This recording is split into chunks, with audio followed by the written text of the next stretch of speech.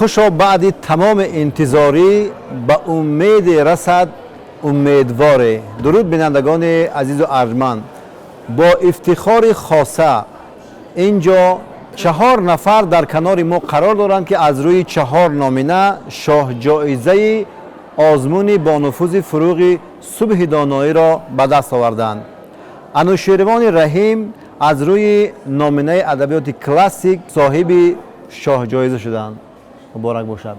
و همزمان امیده شریفزاده از روی نامینه ادبیات معاصر تاجیک، اینچنین فریسه خالقزاده از روی نامینه ادبیات جهان و همزمان تبسم جیانخان از روی نامینه ادبیات کودکان نورسان و آثار شفاهی. تمام شما را با افتخار و با سرفرازی تهنیت میگویم. و انوشیروان چه حسیات دارید؟ البته امید داشتید که صاحب شاه جایزه میشوید؟ تشکر زیاد. سال پنجم است که در این آزمونی با نفوذ شرکت می‌ورزم. این تلاش و زحمت 5 ساله مرا در بر میگیرد. 5 سال با مطالعه و آموزش مشغول بودم. شب و روز مهنت میکردم و این ثمره مهنت های است. وقتی شخص با مطالعه مشغول می شود، جاهلی از او دور میگردد، البته روشنایی پیدا می شود که حیات او را درخشان میگرداند. ما اسمون با این درخشانی حیات خیش نایل گشتیم و توانستیم که صاحب شاه جایزه آزمون جمهوری فروغ صبح دانایی کتاب است از روی نامیناسیون ادبیات کلاسیکی گردیم. راستی از دورهای اول آزمون 4 دور را در بر میگیرد. هر 4 را ما سزاوار جای اول گشتیم و محض همین باوری انسان را زیاد میگرداند که امیدها زیاد میگردد نسبت به شاه جایزه و صاحب گشتن به شاه جایزه مهنت زیاد را، مطالعه بردوام را در بر میگیرد. یعنی که باید به تمام طلبات ها جوابگو باشی که سزاوار شاه جایزه گردی. در برآمد در دورهای پیشتره حسیات زیاد بود، هیجان زیاد بود. البته که شخص به هیجان داده می شود، اما تا جای ضروری توانستیم که با سوال اعضای حکمان جوابها و پاسخهای درست و دقیق دهیم. ما از همین چیز ما را غالب گردانید. شما در طول 5 سال مبارزه بردید و اینک صاحب شاه جایزه هستید. برای آنهایی که در 1 سال ناامید میشن چی نصیحت میدید همچون یک دارنده شاه جایزه؟ علم بحری بیکران است. هیچ وقت ناامید باید نشد. سیار گفتیم ما 5 سال است که شرکت ورزش دادیم. پیوسته استادان با ما را رهبردی میکردند و نصیحت میکردند که روزی میشود که غالب میگردی و ما با امید همون روز غالبیت که همین روز است تلاش کردیم. ما مقصد در نزد خود داشتیم که باید موفق گردیم و هیچگاه ناامید نگشتیم، راه افتاده نگشتیم و توصیه میدیم که اصلا در زندگی، در آموختن علم، در کار ناامید نشوید. ناامید نباید شدن از گردش ایام. هر شام که آید زیپای آن سحری هست. آفرین انوشیروان، بازم با شما در ادامه صحبت میکنیم. امیدوارم شما چگونه حسیات خود را بیان میکنید؟ من خیلی شدم که در این آزمون سزاوار شاه جایزه گشتم. واقعا هم به دست آوردن شاه جایزه کاری آسان نبود. من سال دوم است که در این آزمون اشتراک میکنم. 2 سال برای شاه جایزه تیاری دیدم. وقتی که به دور جمهوری آمدم در 3 دور هم سزاوار جای یکم گشته بودم و لیکن باوری نداشتم که سزاوار جای یکم میگردم. لیکن معجزه‌اش رو سزاوار جای یکم گردیدم و یگان امید نداشتم که من سزاوار شاه جایزه میگردم، لیکن سزاوار شاه جایزه گردیدم و از این خیلی شدم. برای شما پرسش در نامینه ادبیات معاصر تاجیک مشکل در بود و یا در نامینه شاه جایزه؟ در نامینه ادبیات معاصر نیز داورها دیگر بودن و در دور شاه جایزه دیگر شده بودند، لیکن سوالهای آنها به من نه آسان بود و نه مشکل.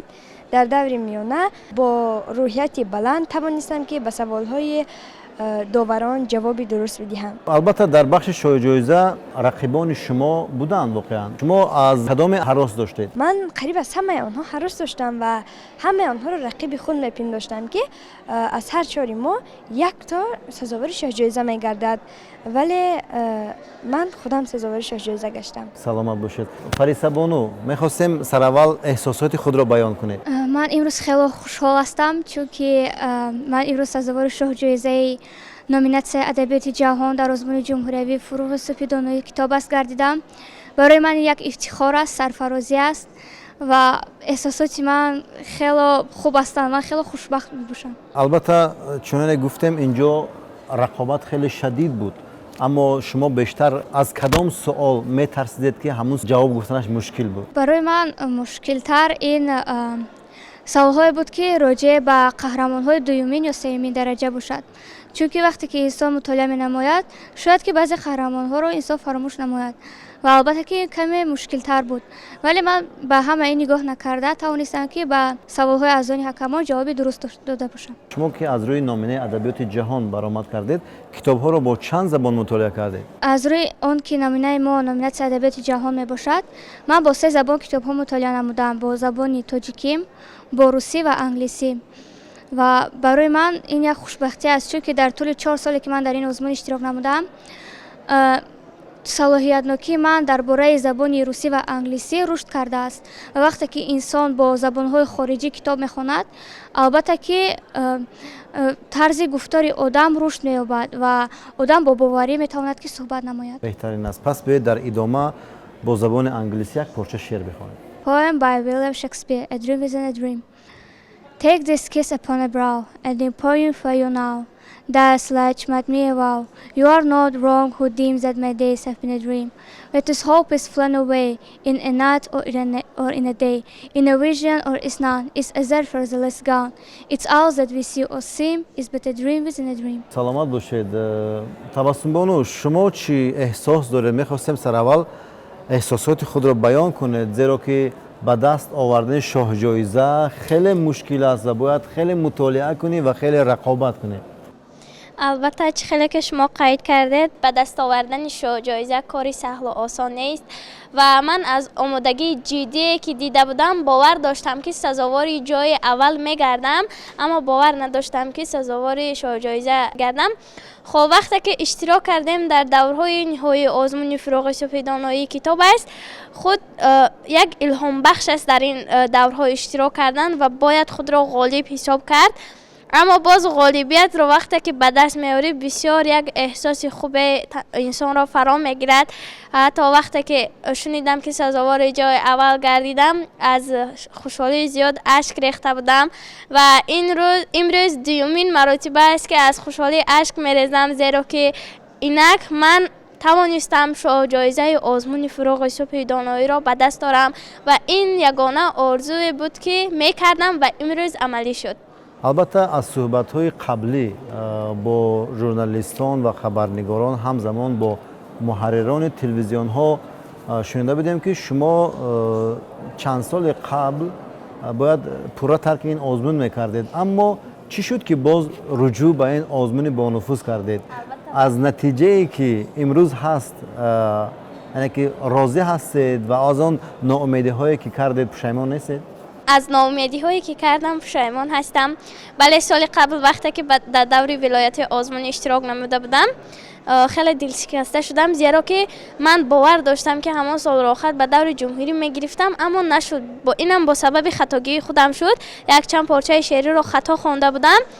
خب اول ناامید شدم، اما با کمک و تلاش‌های خودم اینچنین دوستان هم به من روحیه میبخشیدن، میگفتن که تو ناامید نشو و حتما میتوانی.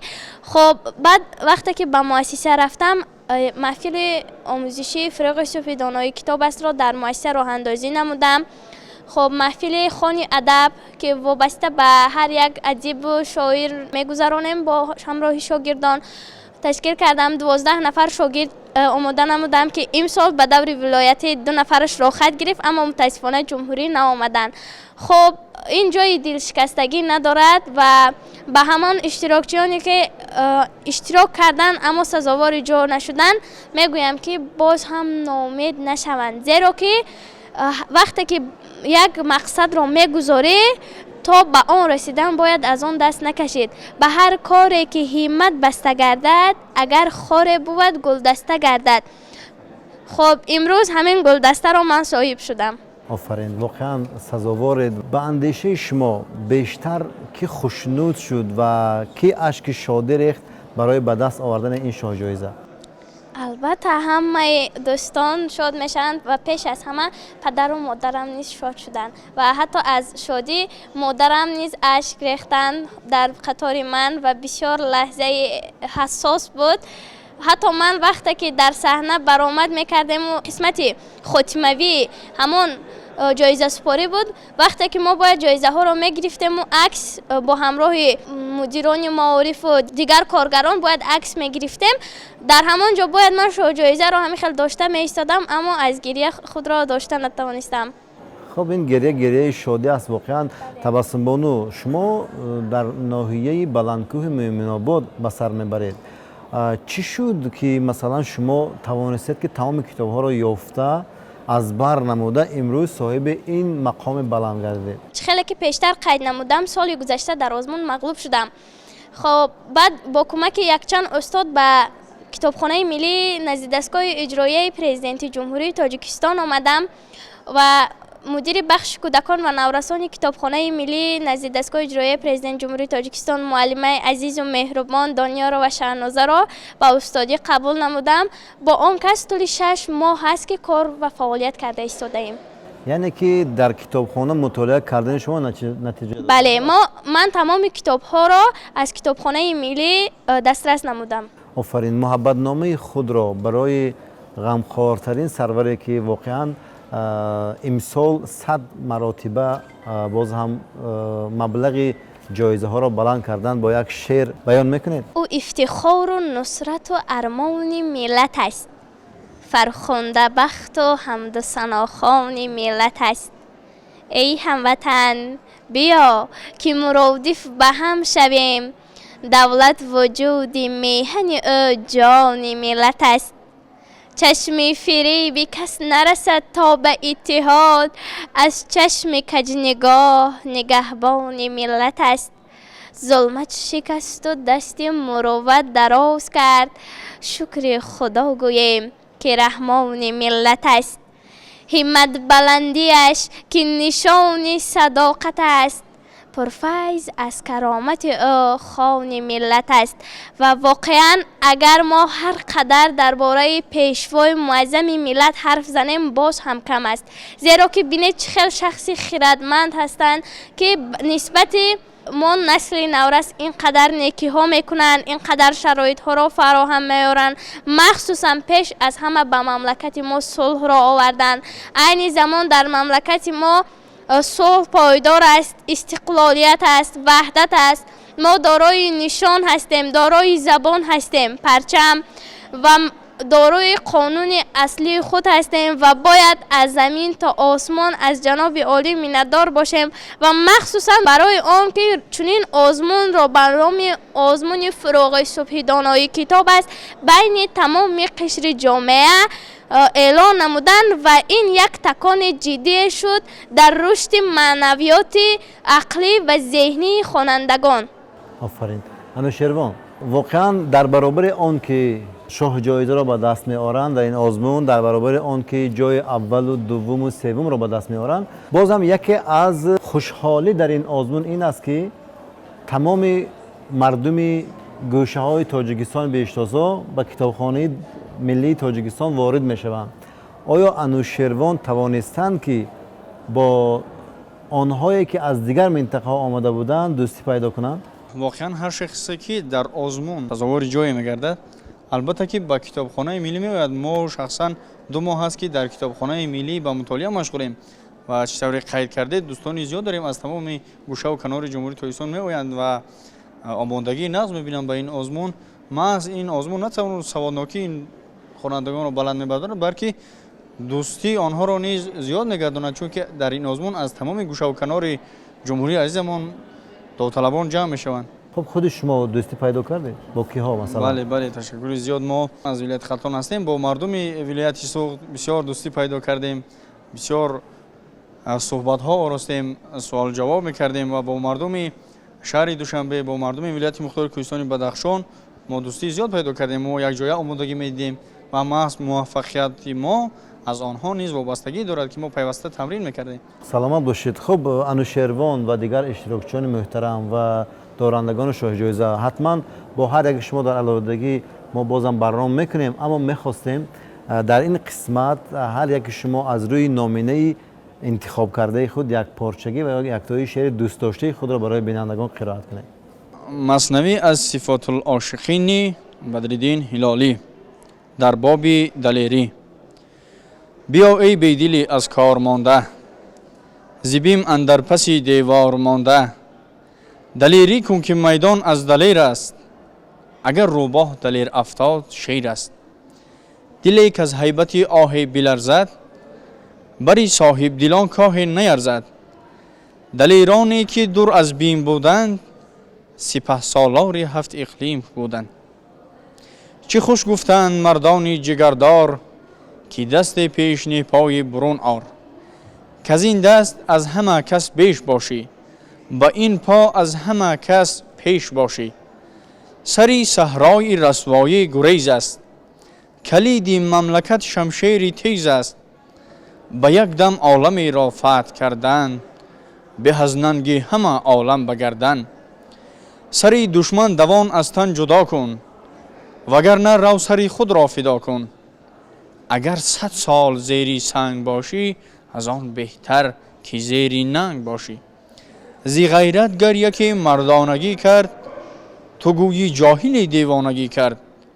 مگو جاهل که جای غیرت هستین، به از 100 عاقلی بی غیرت هستین. قوی دل باش که در میدان مردی، گر از کشتن بترسی کشته گردی. آفرین. مرحمت و مهربانیش.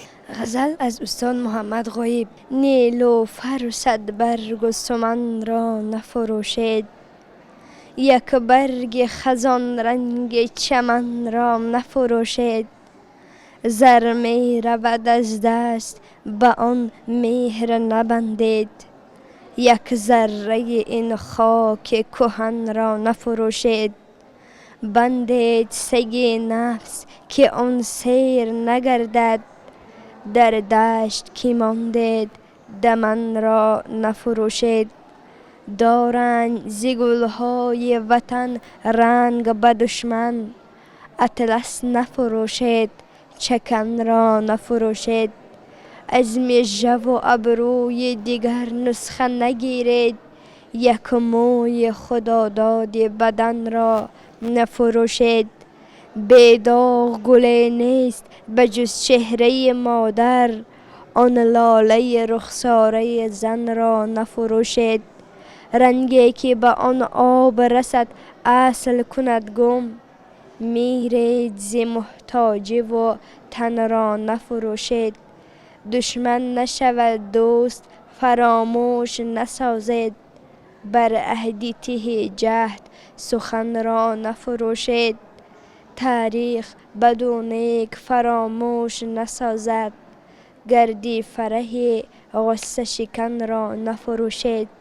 از خلعت هستی نرود داغ خیانت، جان را بسپارید و وطن را نفروشید. شعر از ادواردس مژلایتیس، اظهار محبت یا خاطره از سفر تاجیکستان. چون کنم زیبی رقم و سفیتل و کوه و فراز، که قدم باری نخستین بینهادم آنجا. کوه ها دست سوی مهر جهان کرده فراز، به در از سینه افق برآرند ورا. ساله بسته به سر ز یخ و ترمه پیر، روی در چشم خمار چو یکایل ستاده پسی هم کوه و حدیر. گوش سازند به صوت فرح افزای هزار، دهه بیدار شد از خواب عیان شد به نظر. چو یکی لانه داسک زبری کوه و کمر، همراهی شعله خورشید صدای رمه را، سوی وادی ببرد باد سبک سیر سحر. رودها از دره ها نقره صفت در تازند، آتش هست مگر در بغل ترمه و یخ. باغ‌ها با گل و میوه خود می‌نازند. مستم از بوی خوش میوه باغ سریشخ. شعر از علی باباجان. زبان ما چو دریای دمان است، به قعرش گوهر تابان نهان است. زبان تیز و براتر ز الماس، زبان دهرگیر تاجکان است. زبان ردک استاد معنی، نسیم بوی جای ملیان است. زبان مادری ابن سینا، زبان نکهت سامانیان است. زبان آید به کس با شیر مادر، زبان ما به جسم ما چه جان است. آفرین. واقعا بینندگان از ارجمند، با گیرندگان شاه جایزه سال 2025 که در آزمون جمهوری فروغ صبح دانای کتاب است این شاه جایزه را به دست آوردن، صحبت کردن، خیلی افتخار است. و ببینید که همه اشتراکچیان این آزمون، خاصتا برندگان شاه جایزه آزمون مورد نظر، خیلی خوش سخن و خوش گفتار و اندیشه های خود را خیلی زیبا بیان میکنند.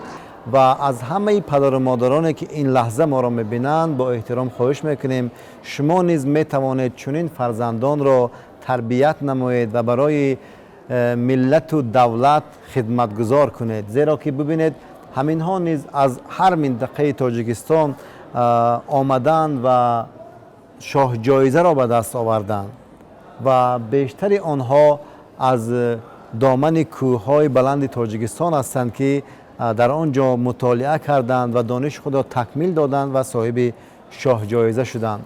و ما بینندگان عزیز برای شما عهد میکنیم که در علاهدگی با هر یک صاحب جایزه، یعنی که گیرندگان شاه جایزه سال 2025 در آزمون فروغ صبح دانای کتاب است، برنامه ها تهیه کرده پیشنهاد شما میکنیم. یادآور میشیم بینندگان از ارجمند که امروز برندگان شاه جایزه آزمون جمهوری فروغ صبح دانای کتاب است بودند انوشروان رحیم از ناحیه بلجوان، دانشجوی دانشگاه دولتی دنغره، و همزمان امید شریف زاده از ولایت سوق ناحیه مسجد، و اینچنین فریسه خالق زاده از ناحیه رودکی، همزمان تبسم جانخان از ناحیه بلندکوه مومن آباد. میخواهیم صحبت این لحظه اینه را با یک بیت خیلی زیبای بدلی بزرگوار خاتمه بخشیم. تا فضل و هنر آینه پرداز نشد، ز اقبال در بروی کس باز نشد. اگر شما نیز خواهید که اقبال بروی شما درکشاید، به مثل گیرندگان شاه جایزه سال 2025 مطالعه کنید، بخوانید. تا دیدار دیگر سرافراز و کامیاب و موفق باشید. خیر.